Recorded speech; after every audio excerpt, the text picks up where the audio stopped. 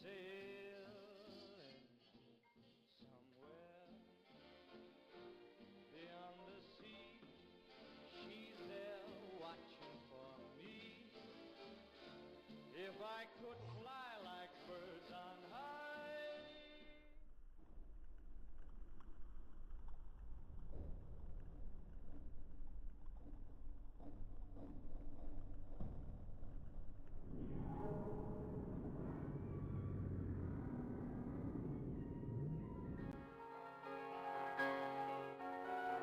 Can anyone ever make you feel like Sender Cohen can? Rapture's most beloved musical artist returns with Why Even Ask, his greatest album yet. Songs of love, songs of joy, songs of passion. Buy Why Even Ask and invite Sender Cohen into your home.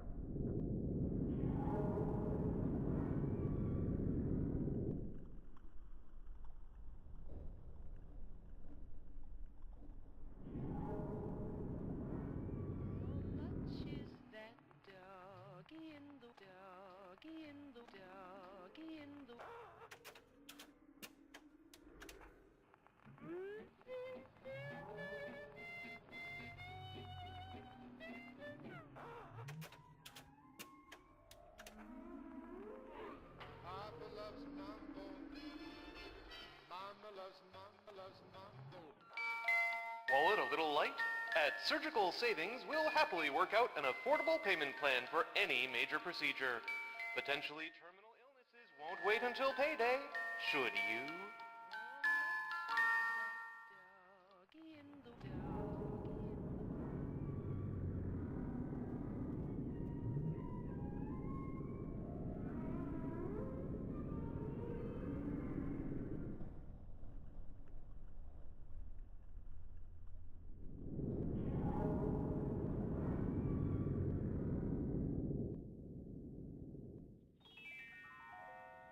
A Rapture reminder. Wanting an item from the surface is forgivable. Buying or smuggling one into Rapture is not. Stay on the level and out of trouble.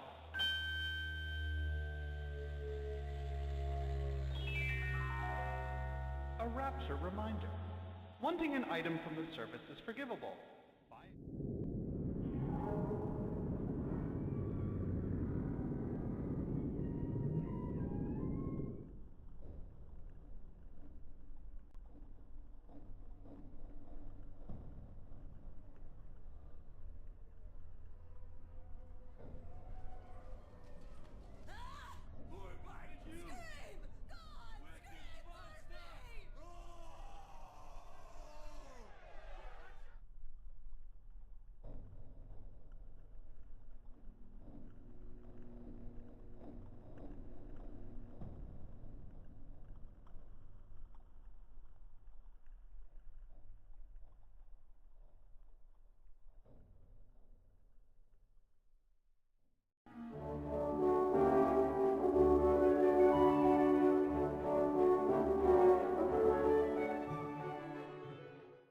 As in the original Bioshock, the first impression that the player had of the lighthouse was that it was very grand and rich. We attempted to emulate this feeling by using similar assets in this area. The deco in the room was kept to a minimum.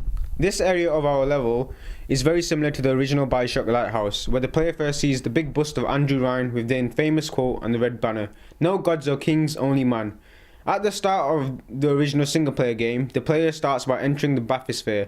However, in our version of the level, the players are required to exit the main door of the room that the bathysphere is contained. The reason for keeping this area clean was to invite and ease the player into the scene of the destruction and chaos in the later areas of this level. left behind by the splicers who are also trying to escape Rapture after the death of Andrew Ryan. The sea tunnels are one of the most memorable parts of Bioshock. It allowed the player to take a step outside from the buildings and witness the surroundings around him.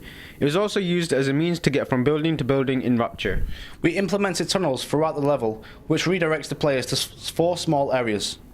To achieve the immersive experience, sounds of whales wailing were added to show the player that even though the Rapture itself was dying, the sea creatures are very much still alive. It would also make the players feel vulnerable knowing that colossal whales are roaming around while they are suspended in the tunnels. We placed models of Splices, Big Daddies and even the Little Sisters, all frozen in time to be shown to all those who come in the museum. This area also went through quite a lot of changes from the original. The room's dimensions remained the same, but the placement of the models changed. It didn't feel like a museum but more of a trophy room. So we added railings and had statues pair up in twos along the walls. We also added 2 small side rooms to make the level in general feel much bigger than it really was. In addition to the aesthetics, we believe that the new room layout provides players to maneuver around the room quite well. The room can be used against big bird enemies and big daddies in order to defeat them. As for the normal spices, the 3 lanes can be used to split the hordes so the team can take them out easier. This is the main room in which the players must fend off hordes of splices, brutes, big daddies and anything else Rapture can throw in their way. The main hallway is one of the only areas in the level that has retained its original concept. We wanted to create a lounge/hall that was big enough for the players to move around freely, as splices enter this area from each of the 5 different areas that connect to this main hall by the tunnels. The main inspiration for this area came from an original Bioshock level that was huge in size with long draped banners, almost like a memorial room if you like. We incorporated the banners in our room with various messages hidden around them. The improvised barricade across the far end of the room was placed as this acted as the player's main hub in which to stand and defend. The shop in our level was based on the theme in the original level called Fort Frolic, which was a place for the people of Rapture to unwind by going shopping, drinking and gambling. The reason we wanted to build a shop is to give the player the idea that the level is open for him to explore. In the original game, all shops were locked up, which reduced the amount of rooms the player could access. In our level, we attempted to get the player to feel that he or she was in control. They could go anywhere they wanted to, and they weren't tied down into one area. All of the rooms have an incentive for the players. In this case, the room houses a G-Bank for the players to switch their powers on the fly to adapt to the situation, should they know that the Big Daddies and Brutes are about to rampage into the hall. The medical pavilion is one of the most memorable areas in the original game, as it was where the player was introduced to the different kinds of spices. Our level started to look like a mall, if anything, so to push this area forward, we create a small branch for the medical pavilion. The original room was very small, and after making an extension by pushing the pillar wall backwards, the room looked more dynamic and interesting to explore. The purpose of the medical center is for the players to replenish their health at the cost of the money. They can do so by visiting the only health dispenser in the entire level. This area is also includes a Vita chamber that serves the same purpose as the one in the machinery room. In the original Bioshock, we encountered a level called Hephaestus, the son of Zeus, known as the blacksmith of the gods. This was the 8th level in Bioshock, containing the machinery to harness the heat from the ocean floor.